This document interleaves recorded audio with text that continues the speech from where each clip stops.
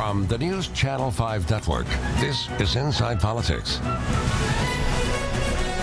Hello, everyone. I'm News Channel 5's political analyst, Pat Nolan. Welcome to Inside Politics.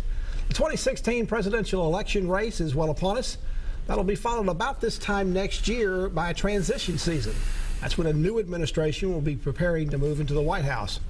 Nobody knows more about presidential transitions than our guest today on Inside Politics. We welcome Roy Neel. He's the longtime Chief of Staff for former Vice President Al Gore and Deputy Chief of Staff for former President Bill Clinton. He also has an interesting new book, a new novel that's coming out later this month in early January, which we'll talk about as well. Roy, thanks for coming on the show. Thanks, Pat. Now, while the presidential transition that you planned for Vice President Gore never came about in 2000, I suspect it's still one of the most unique political experiences that anybody can have.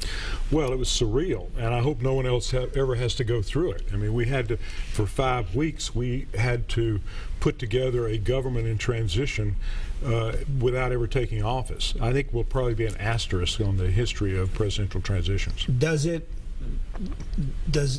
it hard to believe that all that hoopla and controversy was 15 years ago, right as we speak? Yeah, it's amazing. A lot of people don't even remember it. But it was really quite extraordinary, and it doesn't happen very often in American history, but it was quite extraordinary and dramatic then. I'm sure you remember it well. Do you still have dreams or nightmares about it? I have nightmares. I'll never get over it. I think Al Gore has gotten over it. I'll never get over it. What particular kind of nightmare do you have? Well, you know, the frustrations were constant. I mean, you were up, you were down. The court in Florida would take some action, and your phone would ring off the hook. And you had to focus on what you were trying. You had to try to build an administration. You had things to do besides whatever was going on about the recount. Absolutely, and so it was both frustrating and unnerving, and nothing had ever happened like that. We were lucky. We were pretty well prepared, and had Al Gore taken office, then we would have been in good shape. But it was an extraordinary experience, and it was frustrating because you knew ultimately that your fate was in the hands of the Supreme Court, and that didn't look like a good deal. Now, clearly your life would have been different if the Gore Bush relation had turned out the other way. Do you think about that? Do you also think about how the nation has been different because of that? Well, I don't know what would have happened for me. You just don't know. I mean, you could play what if games. You had not been plugged into a role beyond transition? You wouldn't do that. It's presumptuous, and it's even, you just wouldn't do it. Superstition alone would keep you from making those kinds of assumptions. I think the country was changed forever. In fact, the world. I think it's fair to say that had Vice President Gore become president, we would have never had the invasion of Iraq and all of the subsequent instability in the Mideast. And I won't go too far with that. I think we would have made some mistakes, but they would have been very different mistakes. And I think there were some tragedies that could have been avoided. Going back to that period of the uncertainty about the election, a lot of second guessing over the years about the tactics, what you should and shouldn't have done. Any second thoughts 15 years later about should have done this instead of that? Well, after the election, and we went into the recount period, there were probably a few things that could have been done differently. We had a first-rate legal team, and in the end, it was just about what was going to happen in Florida, and that was outside our control. They were counting votes. Florida was in the hands of a Republican governor and a Republican Secretary of State, and they managed then to use their resources to stop the counting. Now, how far along in the transition did you get? Did you get as far as short lists for cabinet people, or did you have a list of cabinet people ready to go had Gore won the election? Well, we had you penciled in for Secretary of Commerce.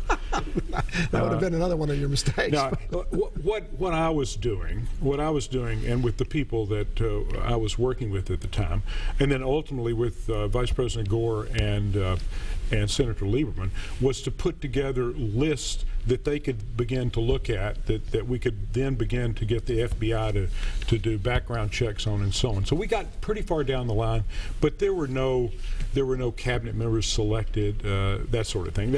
That was too early. Anybody that was on those lists, did you want to share their names? Did they later become some top appointees, say in the Obama administration? No, I wouldn't want to do that. Looking back on that 2000 election, do you think Al Gore actually won the election, got more votes in Florida, or was it that he lost because a lot of people thought they went to vote for Gore that day in Florida, but because of ballot confusion wound up casting their vote for who knows what? Well, I think both things are true. They started the recount with Bush several thousand votes ahead in Florida, and it was closing rapidly, and it was down to 500 and something votes. It was heading in that direction, and there were still tens of thousands of ballots to look at. There were absentee ballots that were probably filed too late that could have been challenged. What happened, I think, was in Broward County with the so-called butterfly ballot. There were thousands of people that voted for Pat Buchanan. Now, Broward County is there's a large concentration of Jewish voters. It's a heavily Democratic county. Yeah, and the Jewish voters, they were not going to vote for Pat Buchanan, who was essentially had become almost a Holocaust denier at the time. So the ballot was confusing. That could have been, that alone would have turned the election. But we could play a what-if game all day. Well, could it happen again? Absolutely. One, we don't have. Could it happen in 2016? It could. We don't have consistent voting procedures across the country. We still have, old paper ballots. Some we have electronic voting in some others. It's a very loose system. The security in some of those jurisdictions is not as good as it could be. It's a catastrophe waiting to happen. Roy Neal's our guest. He's the former chief of staff for Vice President Al Gore, former deputy chief of staff to President Bill Clinton. He's also got a new book coming out. We're going to talk about that. It's called The Electors. Back to discuss his new novel after this break.